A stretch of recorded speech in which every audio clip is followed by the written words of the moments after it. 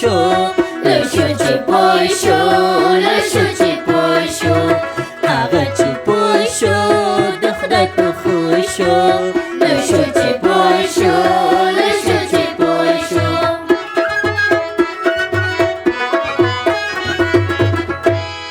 څنګه کولای شو چې د حساب د مضمون سره د زده کوونکو لیوالتیا زیاته کړو؟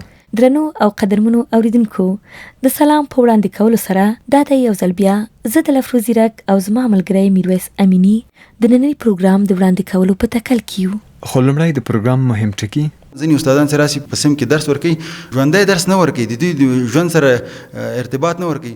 دا د ښوونې او روزنې د یو مجرب کارپوه غږ و چې بشپړه مرکبه یې د پروګرام په اوږدو کې واورئ. وروسته به یو بیلګیز لوست درته خپور کړو. ګوري زده کوونکو، زه غواړم په دې پوه شم چې ولې تاسو خپله کورنۍ دنده سرته نه رسوئ؟ ښوونکی صاحب زما له هیله شوه، ښوونکی صاحب زه ناروغ وم. او په پای کې د پروګرام په اړه څو نورې خبرې هم لرو. هیله ده چې د دې پروګرام په اورېدو کې تر پایه زموږ سره ملګري اوسئ. ماشومان په طبیعي ډول هغه موضوع ډیره ښه زده کولی شي چې د دوی د علاقې وړ وي. دا په دې معنی هر هغه څه چې دوی ته په زړه پورې وي، دوی د هغې د زده کړې سره لیوالتیا ښیي. خو په معمول ډول ګڼ شمېر زده کوونکي د حساب د مضمون په باب ستونزې لري او حسابي مسایل دوی ته په زړه پورې نه وي. او همدا یې لامل دی چې دوی حساب ښه نشي زده کولی، او که یې زده کولی هم شي هغه په میخانیکي ډول وي.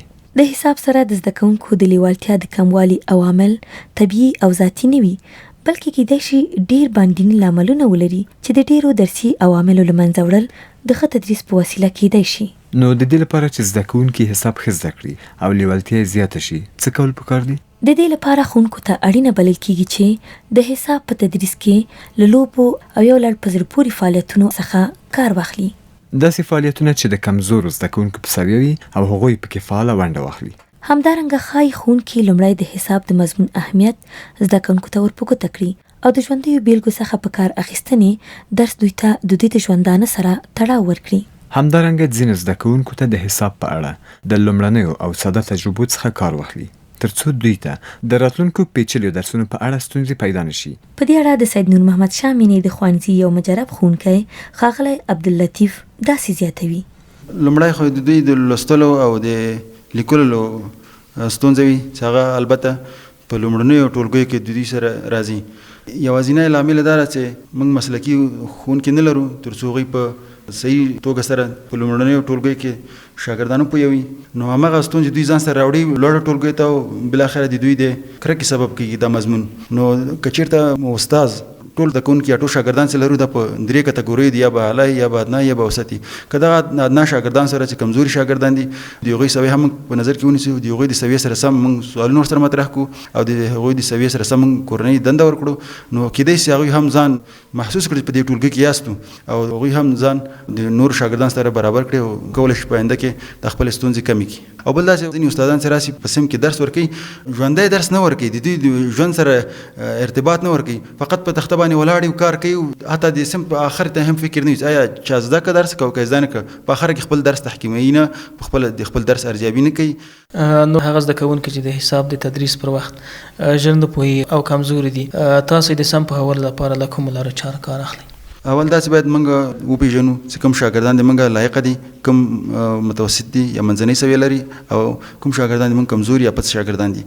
که کوم شاګردان د موږ لایقه وي هغه خپل هم رسیدلی دي، خپل ځان رسولی شي، خو هغوی د موږ سوالونه ورکوي د هغې سویې سره به سم سوالونه ورکوو. دویم متوسط دي، که چېرته موږ کورنۍ وظیفه ورکوو یا سوالونه په سم کې ورکوو د هغوی د سویې سره به سم وي. او همدارنګه د کمزور شاګردان ته که چېرته موږ کورنۍ وظیفه ورکوو او یا په سم کې ته پوښتنه کوو، داسې پوښتنه نه وي چې د لایقو شاګردانو پوښتنه له کمزورو کوو، ځکه چې د هغه کرکې سبب کېږي او نور هم له مضمونه زړه تورېږي او نفرت ورسره پیدا کوي، او نفرت له مضمونه، نفرت له استاد ده، بالاخره نفرت له ښوونځي څخه کېږي. د ښاغلي عبداللطیف په وینا ښایي په ټولګي کې ټول زده کوونکي په پام کې ونیول شي او هر یوه ته د دوی د سویو پر بنسټ تدریس وشي. رښتیا هم چې ښایي ښوونکي د هر زده کوونکي د علاقې او مینې وړ مسایل عمومي او د هغو پر بنسټ دوی ته د بیلګو او مثالونو څخه په کار اخیستنې کار واخلي. خو خبره دلته ده چې دا کار څرنګه په ټولګي کې پلی کړو؟ په دې اړه مو یو بیلګیز لوست برابر کړی دی. نو راځئ چې یو ځای ورته غوږ شو. زده کوونکو، کومه کورنۍ دنده مې چې پرون درکړې وه هغه مو راوړې ده او که نه؟ ما راوړې ښوونکي صاحب ما راوړې. ها ګڼ شمېر خو مو راوړې ده، خو تاسو یو شمېر ولې غلي یاستئ؟ لکه چې بیا مو هم خپله کورنۍ دنده نه ده راوړې.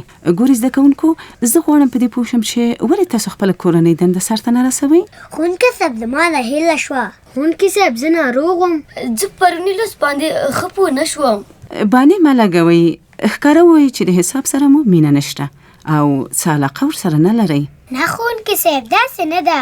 زه سوچ کوم همداسې به وي، ځکه هغه ستاسو نور ملګري چې له حساب سره مینه لري نو هره ورځ په ډېر شوق خپله کورنۍ دنده ترسره کوي او راوړي یې. ښوونکي صاحب ریاضي ډېر سخت مضمون دی او زموږ نه زده کېږي. اندېښنه مه کوه غیرته، راځئ چې نن داسې یو کار وکړو تر څو د هغه په ترڅ کې د حساب سره ستاسو مینه پیدا شي او ښه یې زده کړئ. څه ډول کار ښوونکي صاحب؟ یوه لوبه به سره وکړو، خو دا لوبه به زموږ او ستاسو د جمع او تفریق د تیرو درسونو په هکله یو تکرار وي. تاسې ټولو خپلو ځایونو پاڅئ، حالې شاباس، او د ټولګي په دریو خواو کې د تورې دړې مخې ته چیرته چې زه ولاړه یم داسې قطار جوړ کړئ تر څو تاسې ټول ما ښه ووینئ. ته دلته ودرېږه، ډېر ښه، ته دلته مسکا داسې کاروانه تاسې دغسې ښه. نو اوس به زه هر یو ته یو کارت یا کاغذ درکړم. د څه شي کارتونه؟ په دې کاغذونو یا کارتونو کې بېلابېلې شمېرې لیکل شوي دي. هر چاته مې چې یو کارت ورکړ د هغه کارت شمېره به د همغه زده کوونکي شمېره وي. پوه شوئ؟ ښه، اوس به نو لوبه پیل کړو. لوبه داسې ده چې لومړی زه خپل کارت تاسو ټولو ته درښیم. د سرې په توګه که چیرې زما د کارت شمېره 2 وه نو زه به وایم چې زما سره د هغه څوک ودرېږي چې د هغه یا هغې د کارت شمېره زما له شمېرې نه 2 شمېرې جګوي او یا هم یوه شمېره کموي. وروسته به هغه دلته زما څنګ ته راځي او هغه به هم همداسې یوه بله پوښتنه کوي. سمه ده؟ صحیح ده ښوونکي صاحب، سمه ده. او د دې وروسته بل زده کوونکی به راشي تر څو چې 3 زده کوونکي شي. هغه وخت چې 3 زده کوونکي شول نو لومړی زده کوونکی به بیرته په ترتیب سره خپل ځای ته ځي او همداسې به ادامه ورکړو. اوس نو راځئ چې پیل کړو. ښه، نو زما سره چې کومه شمېره ده هغه ده 6. تاسو ټول خو یې وینئ؟ اوس نو زما څنګ ته د هغه څوک ودرېږي چې شمېره یې زما له شمېرې 2 کمې وي. ښوونکي صاحب زه درېږم، زما د کارت شمېره 4 ده. ډېر ښه ملالې، زما تر څنګ ودرېږه، خو ته به هم یوه پوښتنه کوې لکه ما چې وکړه، خو هغه به ستا د نمرې له مخې وي. ښه ښوونکي صاحب، تاسو وینئ چې زما شمېره 4 ده. زما څنګ ته د هغه څوک ودرېږي چې شمېره یې زما له شمېرې 2 زیاتې وي. ښوونکي صاحب زما شمېره 8 ده.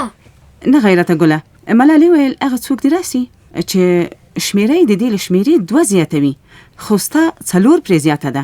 پوه شوې؟ پوه شوم ښوونکي صاحب. خو ته چې دلته راغلی یې اوس به ته مجبور یې چې د یوه پر ځای له 3 تنو څخه بېلې بېلې پوښتنې باید وپوښتې. اوس دې لومړی پوښتنه پیل کړه. زما سره د هغه څوک ودرېږي چې نمبر یې تر ما 1 زیات وي. ښوونکي صاحب زه یم، زما شمېره 9 ده. ډېر ښه، راشه دلته ودرېږه. اوس نو غیرته ته 2مه پوښتنه وکړه.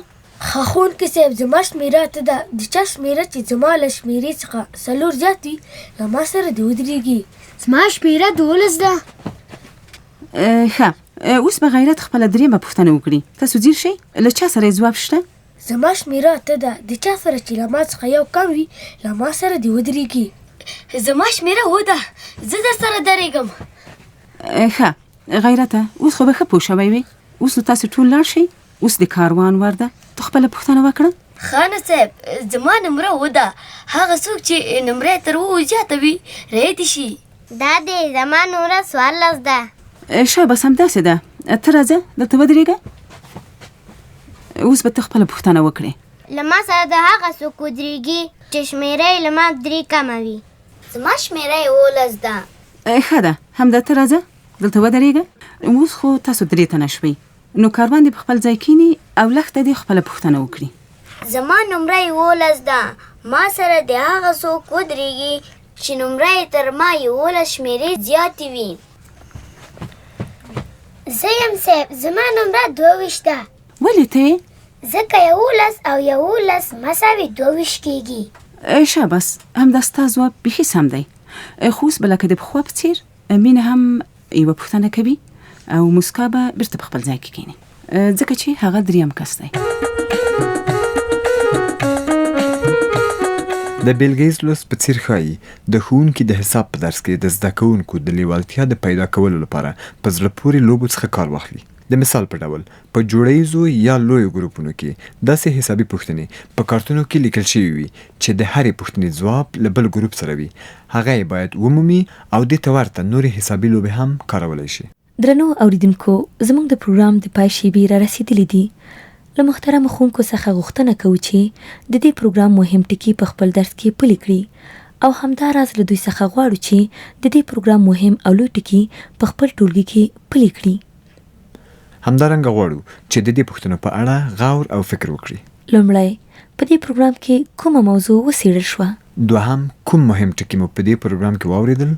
دریم، ښوونکي او زده کوونکو څه کول او ولې کول؟ که د دې پروګرام په اړه نیوکې یا وړاندیزونه لرئ نو په دې پته یې راولېږئ. د افغانستان د لومړنیو زده کړو پروګرام یا اپپ د MSS دفتر کور شمیره 114 د بریښنا کوټ تمځای د کلوله پشتي عمومي سړک کابل، افغانستان.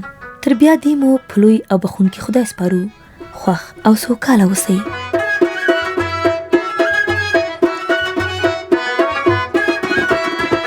هغه چې پوه شو د خدای په خوښو، له شو چې پوه شو، له شو